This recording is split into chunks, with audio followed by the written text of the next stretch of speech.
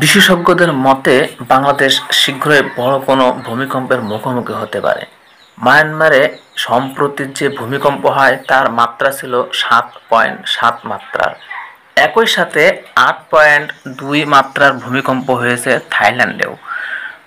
বহুতল ভবন ধসে পড়ে গেছে, রাস্তা উপড়ে গেছে, সেতু ভেঙে গেছে, অবকাঠামো ভেঙে পড়েছে তাসের ঘরের মতো। আজ বাংলাদেশের যে ভূমিকম্প অনুভূত হয় তার মাত্রা 4.5। উৎপত্তিস্থল ছিল মায়ানমার, ঢাকা থেকে মাত্র 597 কিলোমিটার দূরে অবস্থিত। কোনো একটি ভৌগোলিক পরিমণ্ডলে বড় ভূমিকম্প সংঘটিত হওয়ার পূর্বে ধারাবাহিকভাবে ছোট ছোট ভূমিকম্প সংঘটিত হয়। 2017 সালে বাংলাদেশে ও এর কাছাকাছি এলাকায় 28টি ভূমিকম্প হয়। 2023 সালে এর সংখ্যা ছিল 41।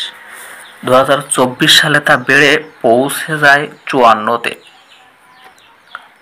প্রতি বছর ছোট ছোট ভূমিকম্পের সংখ্যা তো বেড়েই চলেছে। বাংলাদেশের এই অঞ্চলের সবচেয়ে বড় ভূমিকম্প হয়েছিল 1918 সালে।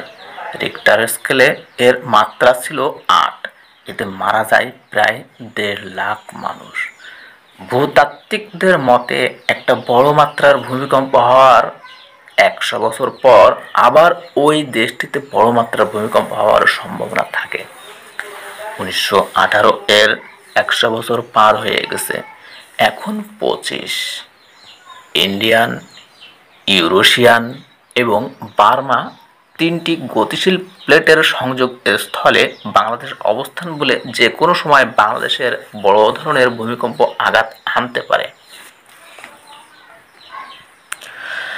আল্লাহ না করুন যদি এরকম ঘুমন্ত অবস্থায় ভোরে অথবা মাঝরাতে ভূমিকম্প হয়, ঢাকা শহর পুরোটাই মৃত্যু নগরীতে পরিণত হবে।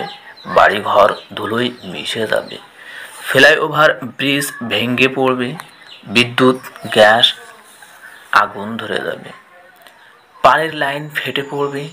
সিলেট, কক্সবাজার, চট্টগ্রাম ও একই ঝুঁকিতে রয়েছে। আল্লাহ না করুন এসব না ঘটুক। অসংখ্য লাশ বুকে নিয়ে না হয় যুদ্ধ ছাড়াই ট্রয় নগরের মতো পুড়তে হবে নগরকে।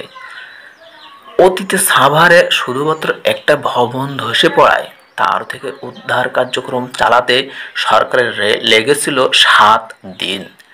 ঢাকায় যদি 72,000 ভবন একদিনে ভেঙে পড়ে কি হবে বাকিটা বোঝাই যাচ্ছে। একবার চোখ বন্ধ করে সবটা কল্পনা করতে গেলেও শিহরে উঠতে হয়। আল্লাহ ভরসা, আমাদের বেশি বেশি আল্লাহর কাছে ক্ষমা চাওয়া উচিত।